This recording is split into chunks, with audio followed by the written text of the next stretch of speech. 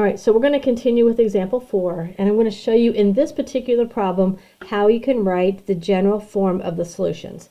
So here are the equations of the system side by side, and I went ahead and wrote it again where I solved one of the equations for one of the variables. And this is exactly how I started the substitution problem a few minutes ago. All right, so I'm going to go ahead and write the general form, and then I'm going to talk you through why I did what I did. I think that might be a way to approach this. So here is what the general form of the infinite solutions would look like.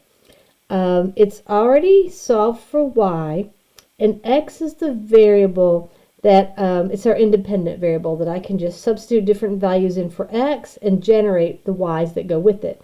So I'm going to let x equal, this is a k, and it's just a parameter. That's all it is. So hold tight. And then if I let x equal k, then y will equal negative 2k minus 1. Okay, so what is k? Well, k can be any real number. Any real number at all. Any number on the number line. That's what k can be. All right, so now let's analyze this a little bit. This is what the general form of the infinite solutions looks like, and I will talk you through what it means. First of all, we learned that this system of equations has infinite solutions because, I talked about this in the previous example, if you graph this line and you graph this line, they are the same line. So any point on this line is also on this line, and vice versa. What this does is it gives us a general form to generate some of those solutions. So k can be any real number, all right? So let's let k be 0. If k is 0, that means x is 0, right? And if x is 0, then y is negative 2 times 0 minus 1. That is y is equal to negative 1. That is one point of many of infinite points that are on this line and this line. Well, let's let k equal the number 1. If you let k equal 1 and substitute in, then y is equal to negative 2 times 1 minus 1. That is negative 3. So if I let k be 1, which is x is 1, then y will be negative 3. And let's just keep going. Let's let k be 2. If k is 2, x is 2, then we have y is equal to negative 2 times 2 minus 1, which is negative 5.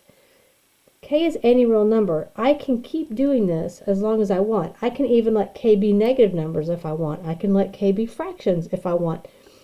I could let it be any real number, so basically any number on the number line. I can substitute in for k, which is the same as x, and then I can use that here and substitute and generate the y that goes with that x, and that would create those ordered pairs. So that's the idea behind the general form of infinite solutions. So again, when you have infinite solutions, write the equations side by side, solve one of them for one of the variables, and it doesn't matter if you're solving for x or y, it doesn't matter. Solve one of them for one of the variables. The one that's a little more complicated, I'll say it that way, go ahead and fill him in here, but replace that value with a parameter. K is a popular letter for parameter, and so is lowercase t. That's another that's popular. You can pick any variable you want. Just pick one that's kind of friendly to write and that doesn't get confused with something else. And then you let whatever that variable is, that's the one that gets replaced with the parameter. And that gives you that general form. And again, you can make sure it's right, you can try and generate a couple of them, but generally speaking, once you have it solved, it's a pretty straightforward process. I know it's a little unique, and we'll play with it some more throughout the semester, but I just wanted to introduce you to it now.